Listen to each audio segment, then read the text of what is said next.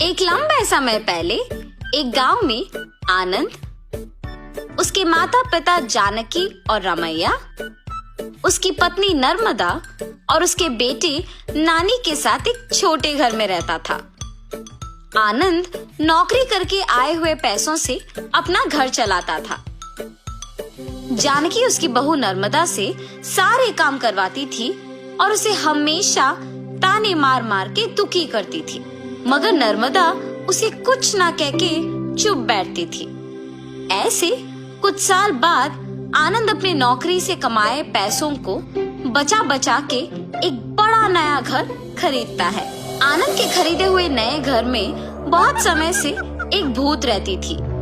ये बात आनंद को नहीं पता था और इसीलिए वो घर खरीदता है और उसके आसपास खाली रहने के कारण दिखने में बहुत शांत सा माहौल था और जानकी में कोई बदलाव नहीं आया। नए घर में जाने के पहले ही दिन नर्मदा की गलती के बिना ही उसे ताने मारती है। दुखी होकर नर्मदा बिना कुछ खाए और सोए अपने कमरे में जाकर रोती रहती है। तब उस घर में मौजूद भूत नर्मदा को रोते हुए देख उसके पास आती है।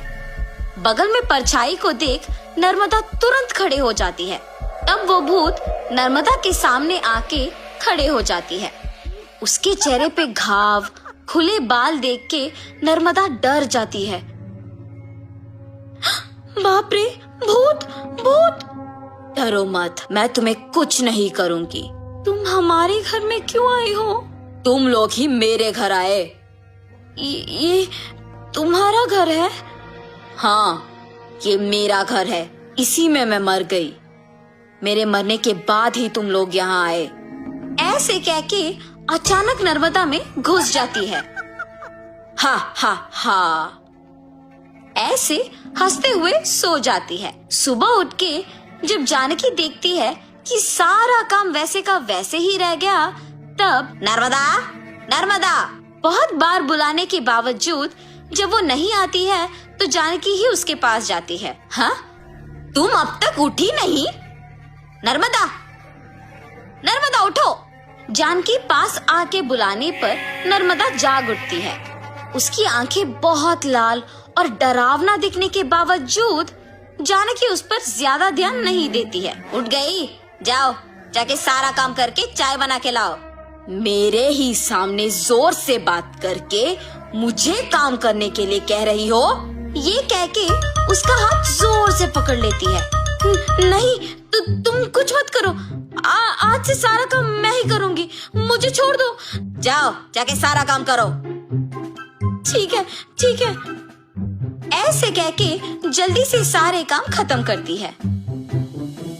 ये क्या सच में मेरी बहू है? इसके मुंह से कभी एक लफ्ज भी नहीं निकला और आज ये मुझसे सारा काम करवा रही है। तुरंत ये सब मुझे अपने बेटे को बताना होगा। और ऐसे अपने बेटे को सब सच बताती है।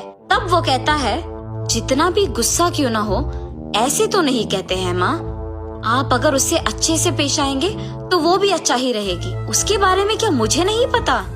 उसके बेटे का ऐसे बात करने पर जानकी कुछ नहीं कहती है और अपनी बहू से डरने के कारण वो सारे काम खुद ही करती है। नर्मदा, नए घर खरीदने की खुशी में मैं अपने कुछ दोस्तों को घर बुला रहा हूँ। सारी चीजों का तुम्हें ही ध्यान रखना होगा। ऐसे बोल के चला जाता है। नर्मदा कुछ बात किए बिना खड़े रहती है।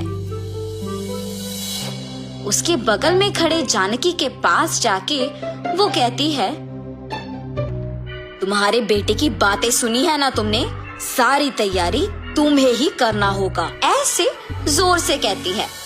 अगले दिन आनंद दोपहर को अपने दोस्तों को घर ले आता है। नर्मदा, तुमने सारी तैयारी कर ली ना? हाँ जी। और ऐसे सबको खाना परोसती है और सभी हंसते हुए बातें करते रहते हैं। सभी व्यंजन स्वादिष्ट है भाभी जी। हाँ, मेरी पत्नी के हाथों में जादू है। आनंद, तुम्हारा घर भी बहुत खूबसूरत है यार। चारों ओर खाली और शांत है। इस घर को देखते ही पसंद आ गया मुझे, इसीलिए इसे बचाए हुए सारे पैसों से खरीदा हूँ। अब इस घर का मालिक मैं हूँ। ऐसे आनंद कहता है। ये सुनते ही नर्मदा तुरंत भूत बनके अजीब आवाजें बनाती है। उसका सिर नीचे झुका रहता है और अजीब आवाजें आने के कारण सभी उसी को देखते हैं। नर्मदा, क्या हुआ तुम्हें? नर्मदा अचानक अपना सिर ऊपर करती है और क्या इस घर का मालिक तुम हो? मैं हूँ इस घर की मालकिन। ऐसे उसे घूरने पर आनंद अचानक हवा में ऊपर उड़ने लगता है। नहीं, ये तुम्हारा ही घर है, मुझे छोड़ दो। ऐसे कहने पर आनंद को नीचे छोड़ देती है। ये सब देख के घर के सारे मेहमान भूत भूत कह के वहाँ से भाग जाते हैं। नर्मदा जैसे उसे कुछ पता नहीं है अपने कमरे में जाके सो जाती है। आनंद, कम से कम अब मेरी बातों का यकीन करोगे तुम? तुम्हारी पत्नी में भूत घुसी है, भूत। देखो आज उसने क्या कर दिया।